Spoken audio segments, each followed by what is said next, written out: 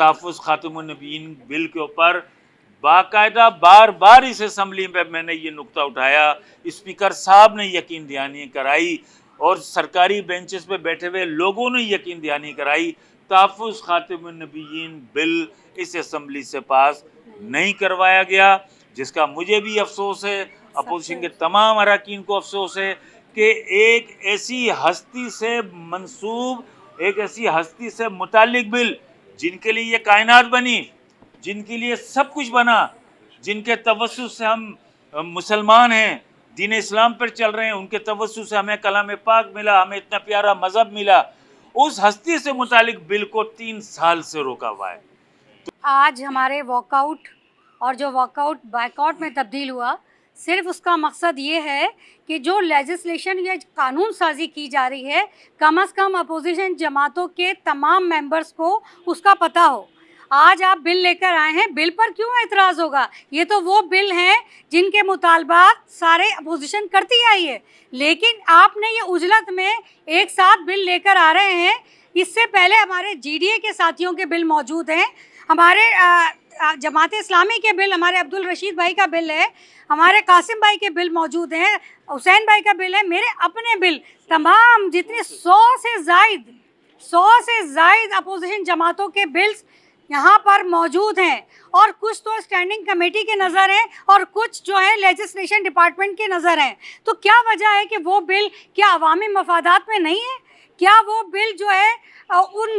Bills को लाने का एक दिन जो हमें दिया गया है प्राइवेट डे मेंबर्स, क्या उसके अंदर क्या वो बिल नहीं आते? आते ज़रूर हैं, लेकिन क्या वजह है कि वो पास नहीं होते? जिस तरीके से आज सारे बिल पास हो रहे हैं, कल हुए हैं, रोज़ाना की बुनियाद पर ये पास हो रहे हैं, तो ये वाले बिल भी जो हमारे अपोजिशन जमातों के बिल मौजूद हैं, तो आप उन बिल को भी टेबल करें, और टेबल करने के बाद जो तरीक़ाकार है वो तो अब वक्त जो है वो तो तेज़ी से जा रहा है, लेकिन जिस तरीके से आज लेजिस्लेशन हो रही है, जिस तरीके से आप बिल पास हो रहे हैं, वो भी अपोजिशन साइड के भी जितने भी मेंबरान हैं और उनके बिल्स मौजूद हैं, उन बिल्स को भी लाकर पास किया जाए, अप्रूव किया जाए। वरना तो फिर ये देखें ना, क्या ये आवाज़ आई कि इनको जो है ना कौंसलर से इख्तलाफ है। देखिए, कौंसलर से इख्तलाफ क्यों होगा, या उनकी जो टैक्सेस हैं उनसे इख्तलाफ ये होगा हमें कि आप ये जो उजलत में कारपोरेशन और लोकल बॉडीज़ की जो चेंजिंग ला रहे हैं, इस पर एतराज़ है कि ये एक साथ कॉरपोरेशन जो आप हैदराबाद, आप मीरपुर खास, सक्खर, दीगर ला रहे हैं, तो आप बताएं तो सही मेंबर्स को, मेंबर्स क्यों नहीं खुश होगा? लेकिन क्या वजह है कि मेंबर्स, आज हमारा वॉकआउट जो बायकॉट में तब्दील हुआ तमाम अपोजिशन जमातों का, वो यही वजह थी कि अगर आप अपने बिल लेकर आते हैं तो अपोजिशन जमातों के बिल भी लेकर आएँ और वो भी टेबल करें। 6 बिल्स तो कारपोरेशंस बनाने के हैं, जिसमें हैदराबाद, मीरपुर ख़ास, बेनज़ीराबाद, लाड़काना, सक्खर की जो water and sewerage board, water and sewerage authorities थीं, उनको कारपोरेशन का दर्जा दिया जा रहा है। अच्छा, ये जिस तरीके से ये कहा जा रहा है कि मुकेश कुमार साहब ने ये फरमाया कि हम निचली सतह पर इख्तियारात मुंतकिल कर रहे हैं, ये उसके बिल है। ये इख्तियारात मुंतकिल करने के बिल नहीं है, ये जो वाटर एंड सेवरेज की अथॉरिटीज़ हैं उनको तब्दील करके कारपोरेशन का दर्जा दिया जा रहा है। उस कारपोरेशन बनाने के बाद उसके जो गवर्निंग बॉडी होंगी, जो बोर्ड्स होंगे, उसमें जो टैक्सेस लगेंगे, जो वाटर रेट है, जो सर्विस रेट है, ये सारी चीज़ें उस कारपोरेशन के मातहत कर दिया जाएगा और फिर वो आवाम से सब चीज़ों की वसूलियाबी होगी। एक बात। दूसरी बात ये कि हम अगर इनकी ये बात मान लें कि ये 6 के 6 बिल जो कारपोरेशंस के हैं, जिस तरह कराची का वाटर एंड सेवरेज बोर्ड को तब्दील करके Karachi water and sewerage corporation बनाई गई, उसके लिए बाकायदा बिल असम्बली में फ़्लोट हुआ, कंसल्टेशन हुई, डिस्कशन हुआ और कई दिन तक हमें उसको पढ़ने का मौका फराहम किया गया। उसकी बाकायदा कमेटी को वो रेफ़र हुआ, उसके बाद ये बिल असम्बली में पेश हुआ, तो वो कराची को जो वाटर कारपोरेशन बनाने का जो बिल पास हुआ, वो इत्तेफाक राय से पास हुआ। हम यही चाहते थे कि 6 मज़ीद शहरों की जो वाटर एंड सेवरेज अथॉरिटीज़ हैं उनको जब कारपोरेशन का दर्जा दिया जा रहा है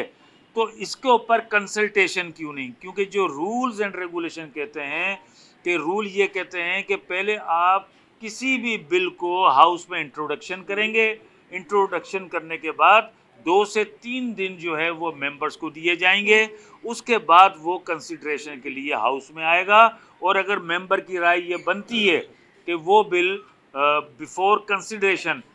कमेटी को चला जाए तो वो बिल फिर कमेटी को जाते हैं, ताकि हाउस के तमाम पॉलिटिकल पार्टीज़ और तमाम अरकान की तरफ से एक इत्तेफाक राय से बिल बन जाए और वो पास हो जाए। अब ये आज इतनी उजलत में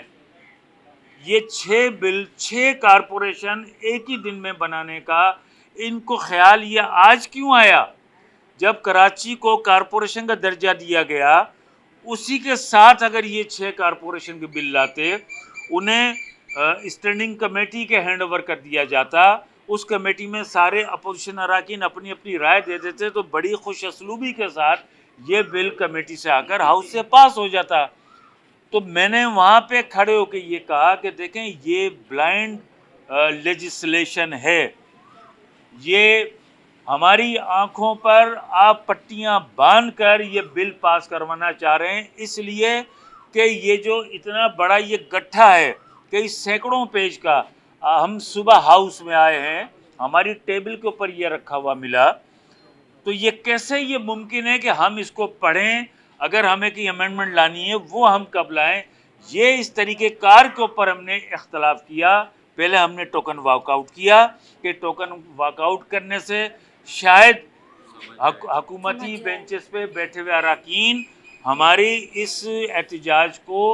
ऑनर करें और इसको समझ लें और फिर इसको डिफ़र कर दें, लेकिन उन्होंने हमारी राय को मुकद्दम नहीं समझा, हमारे एहतजाज को ऑनर नहीं किया और उन्होंने इसकी परवाह किए बग़ैर अपनी अददी अक्सरियत की बुनियाद पर इसको इतनी उजलत में तमाम कवानीन को बाईपास करके जब पास करने की शुरू किया, तो फिर हम तमाम अपोजिशन अरकान ने हमने इसका बाइकआउट किया।